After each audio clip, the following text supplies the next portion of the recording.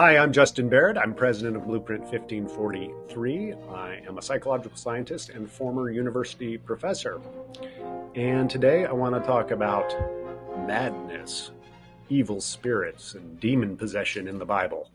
This topic has just come up for me because I've been, doing a lot of reading through the Bible. And if you read especially the Gospels, for instance, the Gospel of Mark, you come across at least 4 different instances in which Jesus is said to cast out demons. There's a very famous story that shows up in several of the Gospel accounts where Jesus is confronted by a man who seems to be possessed by a whole crowd of demons called Legion, and they seem to recognize Jesus and say, hey, what are you going to do to us? And Jesus has this interesting back and forth with them and finally agrees to cast them into a herd of swine, pigs, who go running down the field and then drown. But the man who had been possessed had been harming himself and threatening others and so forth, and now he's recovered.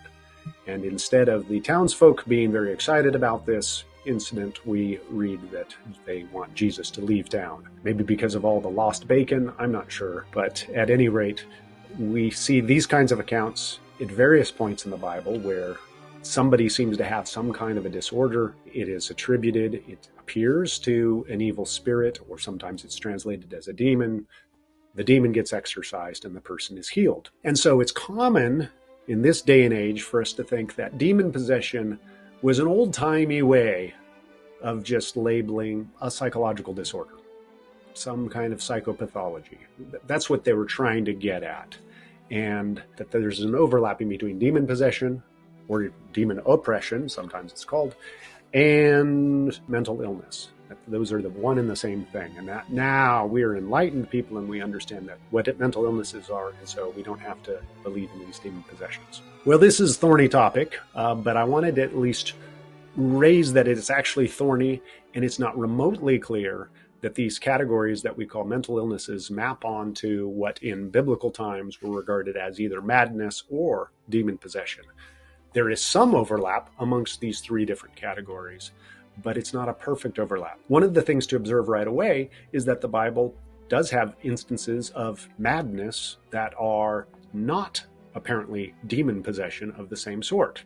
Sometimes it is the case that especially in the Old Testament, that an evil spirit comes upon somebody, and like Saul in the book of 1 Samuel, and he becomes mad, and it says he's mad. Not this kind of mad exactly, but crazy mad. That's their way of talking about, oh, he's got some kind of a mental illness. Well, yes, but the Old Testament also doesn't distinguish between natural and supernatural the way that we often do these days. God can act through the natural, and other spirits seem to be able to act through the natural in the Old Testament. So it's not a sharp distinction there. Was Saul crazy? Yeah. The biblical text suggests he was. Was it caused by what we would think of as demon possession? That's not remotely clear. That doesn't seem to be what's being described there. Likewise with Nebuchadnezzar in the book of Daniel. He ends up, this is a king, Nebuchadnezzar, who has an episode in which he starts living like an ox of the field and eating grass. It appears he is struck by a mental illness. So the mental illness and demon possession, not always the same thing in the Bible. So that's one thing to note. Another thing to note is not all of the demon possessions manifest themselves in terms of symptoms that we would normally associate with psychological disorder, but often a physical disorder. So, for instance, in Matthew chapter 12, there is an account of a man possessed by a demon who can't speak or see. Well, we usually think of those as more medical or physical kinds of ailments instead of psychological ones, especially the 2 of them together. It's a very strange conjoining of 2 disorders that we wouldn't normally just say, oh, well, that's psychopathology. You can have one or the other, but probably not both at the same time and it be psychopathology. It seems to suggest some kind of a deep medical problem there, but it's attributed to the presence of a demon, and the man is healed once Jesus casts out the demon. I raise this as an illustration to make the point that the idea of demon possession not only doesn't always lead to madness. There are cases of madness in the Bible that are not demon possession. There are demon possessions that are lead to physical ailments and not necessarily to what the biblical writers thought of as madness, or that we would think of as psychopathology either.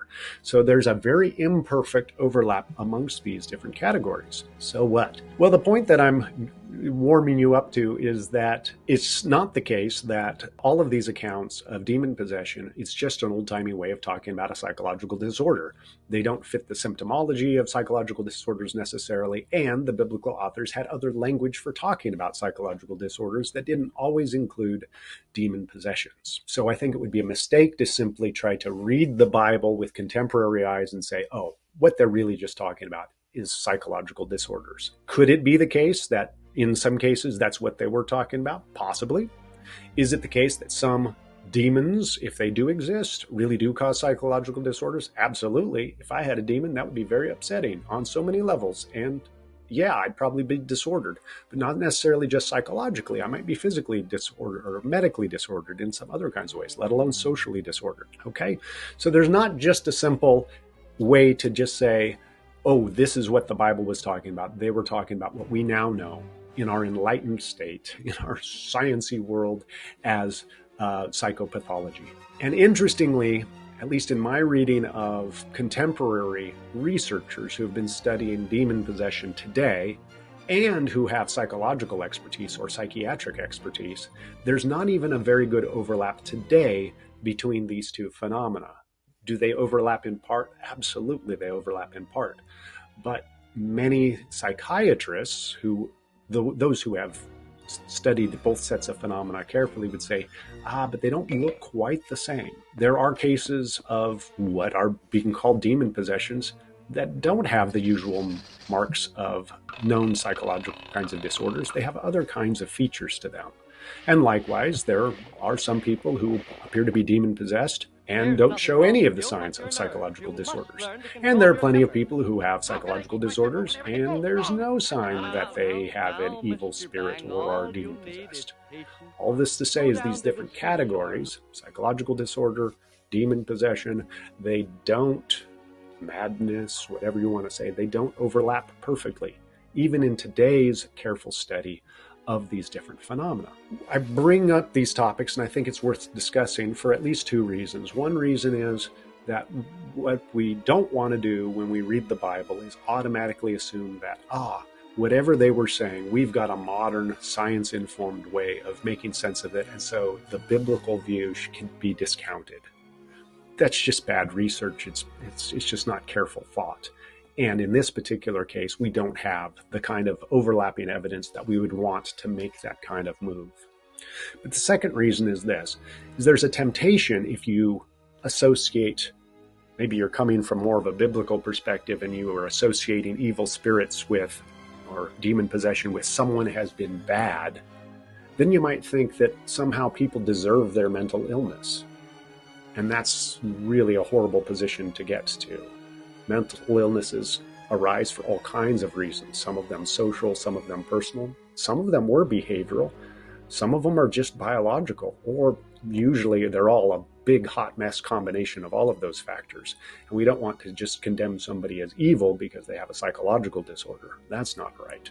Even if in the Bible there may have been some of these associations in some cases. And of course there's the other extreme, which is to think that, well, there's no such thing as demon possession because all it is psychological disorder. There are no evil spirits or things in the world. Well, let's not move there quite so quickly either.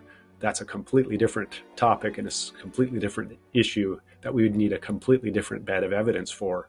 Simply writing them all off as psychopathology is just shoddy research at this point, as far as I can tell. So that's my topic for today. I hope it's got you thinking in different ways. I said from the outset, it's a thorny issue.